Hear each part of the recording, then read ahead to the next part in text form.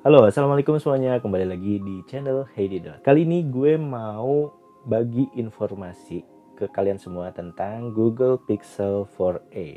Mungkin ini adalah Google Pixel yang cocok buat teman-teman semua.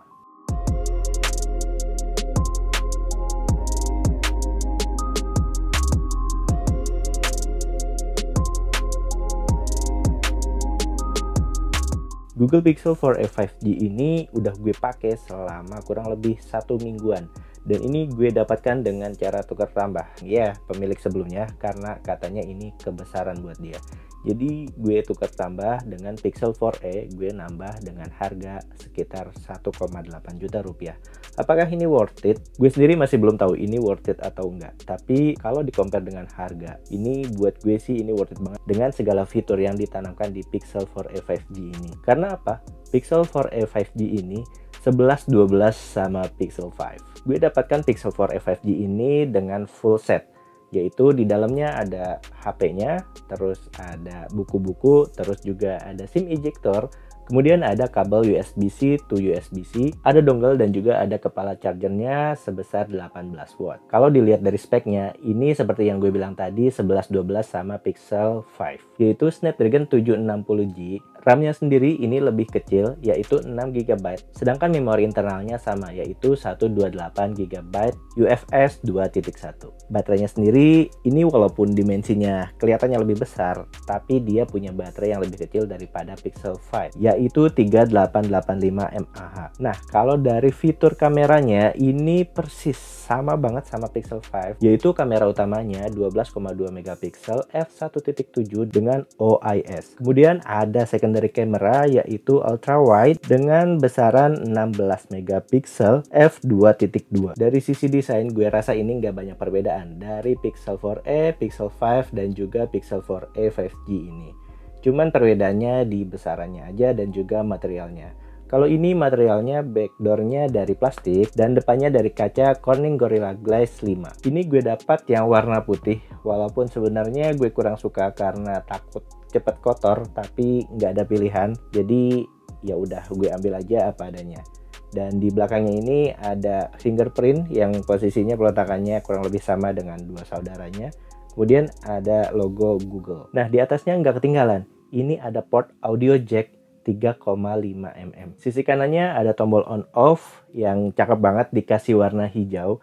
Kemudian di bawahnya ada volume rocker. Dan di sisi satunya ini polosan banget, cuman ada slot SIM card. Sedangkan buat di bawahnya ya standar sama, ini ada mikrofon, kemudian juga ada speaker, dan terakhir ini ada port USB-C. Apa sih keuntungannya kalau kita beli Pixel 4a 5G ini? Yang pertama jelas-jelas ini ada stok Android dan Google ngasih 3 tahun update. Jadi ini bisa kita eman-eman sampai dengan 3 tahun ke depan. Dan juga ini udah support 5G dimana mungkin ya di sekitar tahun 2023 kita udah mulai bisa mencicipinya. Tapi di kota-kota tertentu. Kemudian ya jelas aja ini lebih murah dari kakaknya Pixel 5. Ini harganya kalau di US itu 499 USD. Dan ya ini cuman ada di US, nggak ada di Hong Kong, nggak ada di Singapura. Atau kalau dirupiahkan itu sekitar 7,2 juta rupiah, belum termasuk pajak. Kalau termasuk pajak dan lain-lain itu di market-market online gue temuin harganya sekitar 10 jutaan sampai dengan 11 juta. Kelebihan yang gue rasain dari Pixel 4a 5G ini adalah ukurannya yang paling besar di antara yang lain. Ya ini jadi pas banget buat tangan gue yang ukurannya juga besar kayak gini. Dan ini juga ringan, jadinya enggak membebani kalau gue lagi mainin sambil tiduran. Layarnya sebesar 6,2 inch OLED dan ada fitur HDR Plus-nya. Dari sisi bezelnya ini gue agak kecewa sedikit karena di bagian bawahnya ini dagunya lebih besar. Dari sisi baterai ini cukup efisien. Gue pakai ini udah 1 hari yaitu 24 jam plus 19 jam dengan keadaan standby dan AOD-nya nyala atau always on display. Juga gue pakai sedikit-sedikit dan mencapai 4 jam lebih SOT. Dari pemakaian tersebut, gue masih punya sisa baterai sebesar 28%. Ya, jadi kalau dihitung-hitung ini memang ya tepat banget pakai Snapdragon 760G ini. jadi lebih hemat daya dan nggak terlalu boros. Kelebihan berikutnya yang gue rasain, ini udah dual speaker. Jadi atas bawah ini ada speakernya. Jadi kalau gue nonton Netflix ataupun Hotstar ini enak banget karena udah support stereo. Cuman nggak enaknya ini speaker yang bawah atau yang kanan ini lebih besar ketimbang speaker yang ada di atas. Ya mungkin rata-rata memang kayak gitu ya. Ini fitur yang mungkin diminati banget sama kebanyakan orang sekarang ini, yaitu fitur NFC. Ini udah ada NFC-nya, bisa dipakai buat e-tol dan lain-lain. Ada kelebihan, ada kekurangan. Kekurangan yang gue rasain pertama itu adalah material bodinya. Dengan harga yang sekian itu, gue masih mendapatkan bodi plastik, rasanya kayak oke, tapi karena ini punya Google jadinya gue terima apa adanya. Bicara kekurangan, ini tentu aja diimbangi dengan harga atau uang yang kita keluarkan. Jadi dengan harga sekian rasanya ini kurang high end spec dengan Snapdragon 760. Terus kekurangan yang gue rasa itu agak kurang yaitu kapasitas baterainya, yang entah kenapa dengan bodi yang lebih besar dari Pixel 5 ini dia punya kapasitas baterai yang lebih kecil. Padahal kalau bisa di-up lagi ini bakal bisa lebih hemat. Dan charging speednya di hari gini dia masih bertahan dengan 18 watt. Itu rasanya kurang banget ya. Sekarang kita bahas kameranya. Kameranya ini ya sama banget sama Pixel 5, tapi ada fitur yang dikurangi, yaitu fitur night sight portrait. Jadi kita nggak bisa ngambil portrait mode di malam hari dengan fitur night sight. Sedangkan lain-lainnya ya kualitas Google kayaknya udah nggak perlu diomongin panjang lebar. Teman-teman lihat aja hasil fotonya.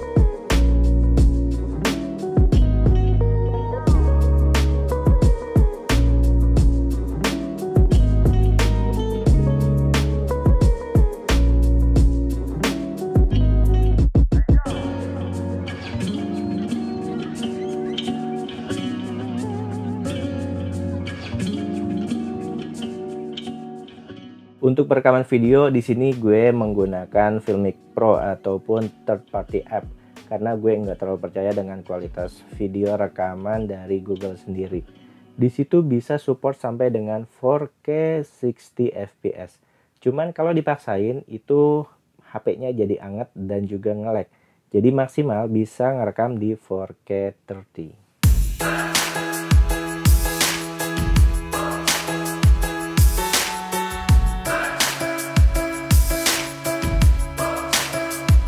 Sekarang kita bahas performance. Dari performance-nya ini, gue coba tes dengan Antutu Benchmark. Itu dia dapat angka 315.228 dan itu enggak terus sama ya, berubah-berubah. Dan gue coba memainkan dua buah game, yaitu yang pertama Genshin Impact.